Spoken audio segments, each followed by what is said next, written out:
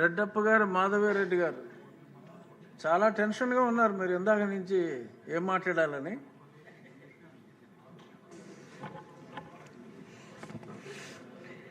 లేను అధ్యక్ష, ఏం టెన్షన్లో లేను. ఏదో అంత ఎగ్జామినేషన్కి వెళ్ళి ముందు టెన్షన్లా కనపడతా ఉంటే కొంచెం గవర్నర్ గారి స్పీచ్ అంటే కొంచెం బాగా ప్రిపేర్ అవ్వాలి కదా అధ్యక్ష. సొంతంగా చెప్పనీకు ఉండదు, పాయింట్స్ ఫాలో కావాలి కాబట్టి కొంచెం ప్రిపేర్ అవుతున్నాం అధ్యక్ష. థ్యాంక్ యూ అధ్యక్ష. గవర్నర్ గారి ప్రసంగంపై ధన్యవాదాలు తెలిపే తీర్మానంపై మాట్లాడే అవకాశం ఇచ్చినందుకు ముందుగా మీకు ధన్యవాదాలు తెలియజేసుకుంటున్నాను అధ్యక్ష. గవర్నర్ గారి ప్రసంగాన్ని క్షుణ్ణంగా పరిశీలించినట్లయితే మన రాష్ట్ర ప్రస్తుత పరిస్థితి, భవిష్యత్ కార్యాచరణ స్పష్టంగా కనిపిస్తున్నాయి అధ్యక్ష. రాష్ట్ర విభజన కారణంగా విభజిత ఆంధ్రప్రదేశ్లో తీవ్ర ఆర్థిక నష్టం జరిగింది. దీనివల్ల అనేక విభాగాల్లో అలాగనే మహిళల సాధికారతలో కూడా తీవ్ర విఘాతం ఏర్పడింది అధ్యక్ష. మన ముఖ్యమంత్రి మాన్యశ్రీ నారా చంద్రబాబు నాయుడు గారు మహిళల సాధికారతకు ప్రధాన ప్రాధాన్యం ఇస్తూ అలాగనే ఎక్కడ మహిళలు ఆర్థికంగా, సామాజికంగా, రాజకీయంగా ఉన్నత స్థానంలో ఉంటారో అక్కడ అభివృద్ధి సాధ్యమని సంపూర్ణంగా నమ్ముతూ రాష్ట్రంలో మహిళా పక్షపాతి ఎవరైనా ఉన్నారు అంటే అది ఒక్క చంద్రబాబు నాయుడు గారు అనే విధంగా మన రాష్ట్రం ముందుకెళ్తా ఉంది అధ్యక్ష. మన ముఖ్యమంత్రి గారికి మహిళల శక్తి సామర్థ్యాలపై, వారి యొక్క ఆర్థిక క్రమశిక్షణపై అపార విశ్వాసం ఉంది అధ్యక్ష. ఎటువంటి ప్రభుత్వ పథకాన్ని ప్రవేశపెట్టినా అది ఉమెన్ సెంట్రింగ్గా ఉంటేనే ఫలవంతం అవుతుందని మన ముఖ్యమంత్రి గారి ప్రధాన విశ్వాసం అధ్యక్ష. ఇందులో భాగంగానే మహిళలే అభివృద్ధికి కేంద్రం అన్న మాటను నినాదంగా కాదు, నేడు అమల్లో కనిపిస్తూ ఉంది అధ్యక్ష. చంద్రబాబు నాయుడు గారి నాయకత్వంలో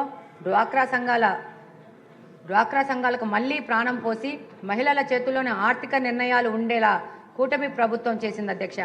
0 వడ్డీకి రుణాలు కానీ, అలాగనే రుణాల పరిమితిని 5 లక్షలకు పెంచి మహిళలకు నిజమైన పెట్టుబడి అవకాశాలు ఇచ్చింది అధ్యక్ష. కూటమి ఒక్కో మహిళకు 50,000 నుంచి 5 లక్షల వరకు రుణాల పరిమితి పెంచి చిన్న పనులు కాదు పెద్ద వ్యాపారాలు చేసే స్థాయికి మహిళలను తీసుకొచ్చి ఈ యొక్క రుణాల పరిమితిని 10 లక్షలకు పెంచే విధంగా ఆలోచన చేస్తూ కూటమి ప్రభుత్వం నడుస్తోంది అధ్యక్ష. మహిళలు కేవలం స్వయం ఉపాధి కాదు, పరిశ్రమలు పెట్టే పారిశ్రామికవేత్తలుగా ఎదగాలనేది కూటమి ఆలోచన అధ్యక్ష. పెట్టుబడి రాయితీని 35% నుంచి 40%కి,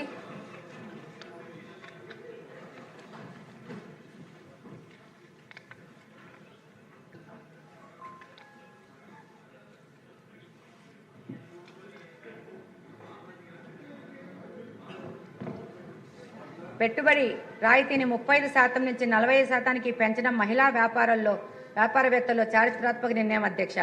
2024-25 బడ్జెట్లో 1,250 కోట్ల కేటాయింపులు చేసి గ్రామీణ పట్టణ మహిళలకు సమాన అవకాశాలు కల్పించడము, అలాగనే పొదుపు సంఘాలను ప్రారంభించి పొదుపు సంఘాలను పెంచి కుటుంబాలను పరిపుష్టతకు పునాదులు వేసిన ఆర్థికవేత్త మన ముఖ్యమంత్రి గారు నారా చంద్రబాబు నాయుడు గారు అధ్యక్ష. ప్రస్తుతం ఆయన ప్రారంభించిన పొదుపు సంఘాల ద్వారా గ్రామీణ ప్రాంతాల్లో దాదాపు 8.5 లక్షల పొదుపు సంఘాల ద్వారా 8 లక్షల మంది మహిళలకు దాదాపు 55,521 కోట్ల రూపాయలు లోన్లుగా అందించడం జరిగింది అధ్యక్ష. పట్టణ ప్రాంతాల్లో దాదాపు 2.65 లక్షల పొదుపు సంఘాలలోని 26.5 లక్షల మంది మహిళలకు 8,700 కోట్ల రూపాయల మొత్తాన్ని లోన్గా అందించి స్వయం సహాయక సంఘాల మహిళలను స్వయం వృద్ధి ఉపాధి సంఘాలుగా తీర్చిదిద్దారు మన ముఖ్యమంత్రి నారా చంద్రబాబు నాయుడు గారు అధ్యక్ష. ప్రస్తుతం మన కూటమి ప్రభుత్వం అమలు చేసిన సూపర్ 6లోని పథకాలన్నీ కూడా మహిళా సాధికారతను దృష్టిలో ఉంచుకొని ప్రవేశపెట్టినవే అధ్యక్ష. ఈరోజు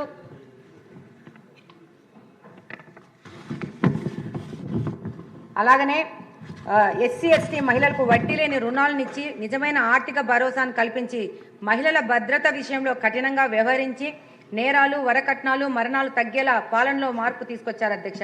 పోక్సో కేసుల్లో నిందితులకు కఠినమైన శిక్షలు ఇవ్వడం, బాలికలకు భద్రత కల్పించడం, మహిళలు బాలికల్లో ధైర్యం పెంచేందుకు స్వీయ రక్షణ శిక్షణలు పెద్దపీట వేయడం, వేలాది పాఠశాలలు, కళాశాలలో శిక్షణలు ఇచ్చి శక్తి వారియర్స్ను తయారు చేయడం, ప్రతి నియోజకవర్గంలో జెండర్ రిసోర్సెస్ సెంటర్లను పెట్టి బాధితులకు కౌన్సిలింగ్, చట్ట సహాయం, అవసరమైతే వసతి కూడా కల్పించడం, ఉద్యోగ ప్రవేశాలు ఐసీసీ ఏర్పాటు చేసి మహిళలకు సురక్షిత పని వాతావరణం ఇవ్వడం, అంగన్వాడీలు, ఆశా వర్కర్లకు గ్రాట్యుటీ మరియు అమలు చేసి మహిళా ఉద్యోగులకు గౌరవం ఇచ్చి అందుకోసం 60 కోట్లు కేటాయించడం, అంగన్వాడీ కేంద్రాల్లో తాగునీరు, మరుగుదొడ్లు లాంటి కనీస సదుపాయాలు కల్పించి ప్రతి నెల 1వ తేదీనే జీతాలు పడే వ్యవస్థను తీసుకురావడం, అంగన్వాడీ ఉద్యోగులకు 5G స్మార్ట్ ఫోన్లు ఇచ్చి వాళ్ళ యొక్క పనితీరు, హాజరు శాతాన్ని పెంచడం, గ్రామీణ మహిళలను ఉద్యోగాలు అడిగే స్థితి నుంచి ఉద్యోగాలు ఇచ్చే స్థాయికి తీసుకుపోవడమే కూటమి లక్ష్యం అధ్యక్ష. బ్యాంకు లింకేజ్ రుణాలు, ఫుడ్ ప్రాసెసింగ్ యూనిట్లు, మార్కెటింగ్ సపోర్ట్ అందిస్తోంది అధ్యక్ష. Dairy, poultry, agro products, textile రంగాలలో మహిళలకే యజమానులుగా ఎదుగుతున్నారు అధ్యక్ష. మహిళ అంటే ఓటరు కాదు, కుటుంబానికి ఆర్థిక బలం అనేది కూటమి ప్రభుత్వం చేసి చూపిస్తోంది అధ్యక్ష. 2025 నాటికి మహిళల ఆర్థిక స్వావలంబన కోసం బలమైన పునాది వేసి ప్రభుత్వం, కూటమి ప్రభుత్వం అధ్యక్ష. ఈ మార్పు ఇలానే కొనసాగితే మహిళా సాధికారతతో ఆంధ్రప్రదేశ్లో దేశానికే మొదటి స్థానం చేరుకుంటుంది అధ్యక్ష. ఈ కార్యక్రమంలో భాగంగానే దీపం పథకం ద్వారా ఉచిత గ్యాస్ సిలిండర్లు, స్టవ్లు అందించి మహిళలకు కట్టెల పొయ్యి నుండి విముక్తి కల్పించినారు ఆనాడు అధ్యక్ష. ఈరోజు దీపం పథకం 2.0 కింద సంవత్సరానికి 2600 కోట్లతో రాష్ట్రంలోని ప్రతి మహిళకు సంవత్సరానికి 3 ఉచిత గ్యాస్ సిలిండర్లు ఇచ్చే విధంగా ముందుకెళ్తున్నారు అధ్యక్ష.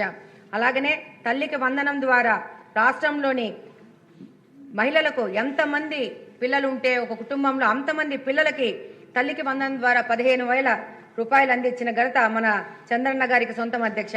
అలాగనే 18 నెలల్లో 70,000 కోట్లు ఖర్చు చేశారు అధ్యక్ష ఈ సంక్షేమ పథకాల కోసము.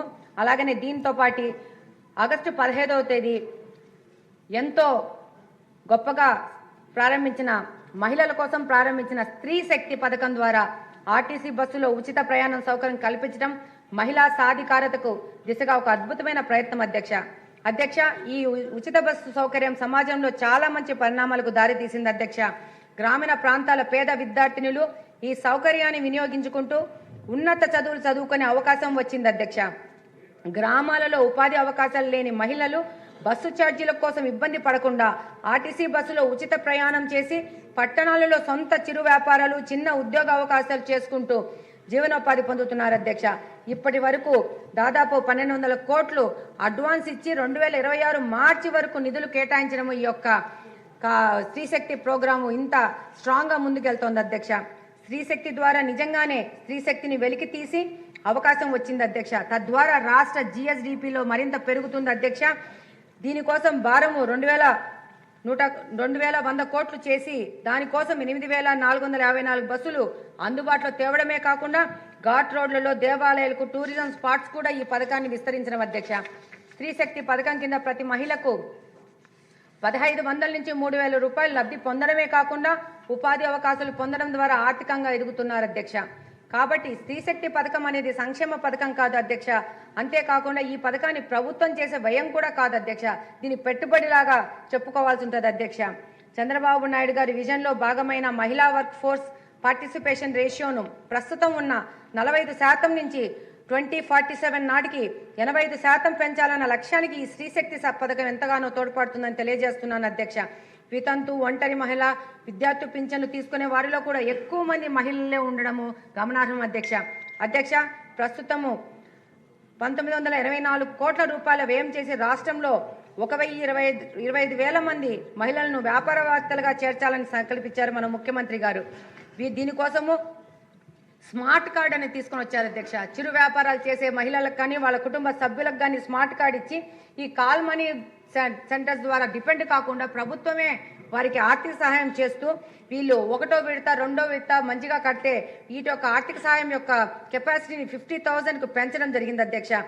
అలాగనే ఈ కార్యక్రమం కింద ఆంధ్రప్రదేశ్లో కడప నియోజకవర్గం మొట్టమొదటి స్థానంలో ఉంది అధ్యక్ష. దాదాపు 40 కోట్ల రూపాయలు ఈ యొక్క సహాయం చేసి భారతదేశంలో 2వ స్థానంలో, అలాగనే రాష్ట్రంలో మొట్టమొదటి స్థానంలో ఉంది అధ్యక్ష. అలాగనే సెల్ఫ్ హెల్ప్ గ్రూప్లకి ట్యాబులు ఇవ్వడం ద్వారా వాళ్ళ యొక్క పనితీరు పెంచడము, అలాగనే అంగన్వాడీ వర్కర్లకి స్మార్ట్ ఫోన్లు ఇవ్వడం ద్వారా వాళ్ళ పనితనం పెంచడం అనేది మన కూటమి ప్రభుత్వం చేస్తున్న పని అధ్యక్ష. మహిళలు ఎంప్లాయీస్గా కాకుండా ఎంప్లాయర్స్గా మారాలనేది మన ముఖ్యమంత్రి గారి సంకల్పం అధ్యక్ష. ఇలా మన సీఎం గారు తీసుకొచ్చిన ఏ పథకం చూసినా మహిళా సాధికారత దిశగా అడుగులు వేసేవే అధ్యక్ష. మహిళా సాధికారత అంటే కేవలం వారిని ఆర్థికంగా ఎదిగేలా చేయడంతోనే సరిపోదు. వారి ఆరోగ్యం, పోషణ పట్ల కూడా మన ముఖ్యమంత్రి గారికి ప్రత్యేక శ్రద్ధ ఉంది అధ్యక్ష. ఇటీవల మనం ప్రారంభించిన సఖీ సురక్ష అనే కార్యక్రమమే దీన్ని ముఖ్యంగా చెప్పుకోవాల్సి ఉంటుంది అధ్యక్ష. ఈ సఖీ సురక్ష కార్యక్రమం కింద రాష్ట్రంలోని 1,00,000 మంది పొదుపు సంఘాల మహిళలకు 16 రకాల వైద్య పరీక్షల ద్వారా స్క్రీనింగ్ చేస్తే దానిలో భాగంగా రాష్ట్ర వ్యాప్తంగా దాదాపు 1100 మంది మహిళలకు 3rd and 4th స్టేజ్ క్యాన్సర్లని ఉన్నట్లుగా గుర్తించడం జరిగింది అధ్యక్ష. ఇది చాలా బాధాకరమైనా కానీ అధ్యక్ష ఇది చాలా అవసరం అధ్యక్ష. ఈ సఖీ రక్ష కార్యక్రమం కింద రాష్ట్ర వ్యాప్తంగా ఉన్న అందరి మహిళలకు ఈ యొక్క స్క్రీనింగ్ పరీక్షలు చేస్తే మరింత మంది మహిళలకు అనారోగ్య సమస్యలు అర్లీ స్టేజ్లో బయటపడి వారికి సరైన వైద్య సేవలు అందించి లక్షలాది మంది మహిళల ప్రాణాలను కాపాడి ఆయా కుటుంబాలు చిరికిపోకుండా కాపాడవచ్చని చెప్పి తెలియజేసుకుంటున్నాను అధ్యక్ష. అలా అనేక పథకాలు కార్యక్రమాల ద్వారా మహిళా సాధికారతకు కృషి చేస్తున్నారు మన ముఖ్యమంత్రి గారు నారా చంద్రబాబు నాయుడు గారు అధ్యక్ష. ఇందులో భాగంగానే తల్లికి వందనం కింద 10,000 కోట్లు చేస్తూ దాదాపు 67 లక్షల మంది విద్యార్థులకు సాయం చేయడం, స్త్రీ శక్తి ద్వారా 5 కోట్ల రూపాయలు 5 కోట్ల మందికి పైగా ఉచిత బస్సు ప్రయాణాలు చేస్తూ దానికి వ్యయం 1,500 కోట్లు చేయడం, దీపం 2 పథకం కింద 3 సిలిండర్లు ఉచిత పథకం ఇస్తూ దానికోసము 3.67 కోట్ల సిలిండర్లు అందజేత దానికోసము దాదాపు 3,000 కోట్ల వ్యయం చేయడం, అన్నదాత సుఖీభవ కింద 46 లక్షల మంది రైతులకు 2 విడతల్లో దాదాపు 6,000 కోట్ల రూపాయలు జమ చేయడం, ఎన్టీఆర్ భరోసా పెన్షన్ కింద 1వ తేదీనే దాదాపు 63 లక్షల మందికి పింఛన్లు ఇస్తూ దీనికోసం మన రాష్ట్ర ప్రభుత్వం 58,000 కోట్ల పైన ఖర్చు చేయడం, అలాగనే దివ్యాంగులకి ఉచిత బస్సు ప్రయాణ సౌకర్యం, వీరు ఎక్కడైనా పింఛన్ తీసుకునే విధంగా అవకాశం కల్పించడము, మత్స్యకార భరోసా కింద ఏడాదికి 20,000 చొప్పున 1.25 లక్షల మందికి అవకాశం కల్పించి దానికోసం 250 కోట్ల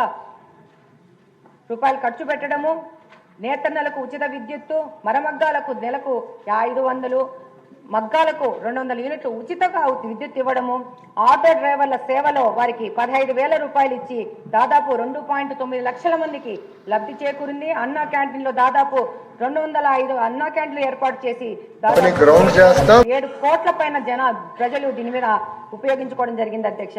గీత కార్మికులకు 10% మద్య షాపులు కేటాయింపడం, స్వర్ణకారులకు ప్రత్యేక కార్పొరేషన్ ఏర్పాటు చేయడం, ఏ విధమైన వివాదాలకు తాళుగా లేకుండా ఎస్సీ వర్గీకరణ అన్ని వర్గాలకు సమన్వయం చేయడము, 8,000 మంది పైన పాస్టర్లకు 5,000 చొప్పున గౌరవ వేతనం ఇవ్వడము, ఇమాం మౌజాంలకు 10,000 నుంచి 5,000కు గౌరవ వేతనం ఇవ్వడము, అర్చకులకి నాయి బ్రాహ్మణులకి అలాగనే 15 నుంచి 25,000 రూపాయలు గౌరవ వేతనం ఇవ్వడము, జూనియర్ లాయర్లకు అధ్యక్ష గవర్నమెంట్ రాగానే వాళ్ళకి గౌరవ వేతనంగా 10,000 రూపాయలు ఇవ్వడం అనేది ఇక్కడ ముఖ్యంగా మనం చెప్పుకోవాలి అధ్యక్ష. మెగా డిఎస్సి కింద దాదాపు 15,000 మందికి ఉద్యోగాలు ఇవ్వడము, కానిస్టేబుల్ పోస్టుల కింద గత 5 సంవత్సరాల దగాబడిన యువతకి 6,000 మంది కానిస్టేబుల్గా ఉద్యోగం నియామకం చేయడము, వాళ్ళ స్టైఫండ్ కూడా 4,000 నుంచి 12,500కు పెంచడము.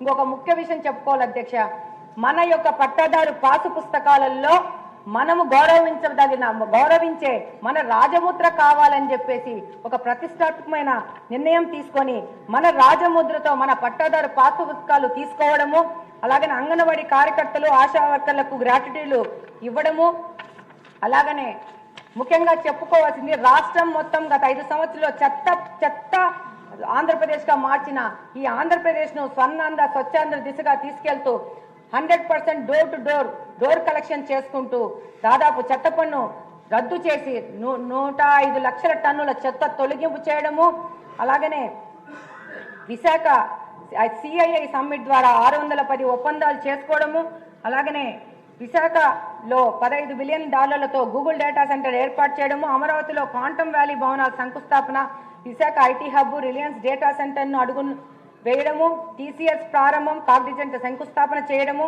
కాకినాడలో ఏఎం గ్రీన్ అమోనియా ప్రాజెక్టు శంకుస్థాపన చేయడము, 2 ఏళ్లలో ఎగుమతులు కూడా మొదలవుతాయని ముఖ్యమంత్రి గారు తెలియజేశారు. అలాగనే పీపీపీ విధానంలో మెడికల్ కాలేజీ నిర్మాణంకు పేద విద్యార్థులకి సాయం చేస్తూ 110 వైద్య సీట్లు రావడము. లాస్ట్ దీక్ష ఒక్క పారాగ్రాఫ్ అధ్యక్ష, చివరిగా ఒక ముఖ్య విషయం అధ్యక్ష.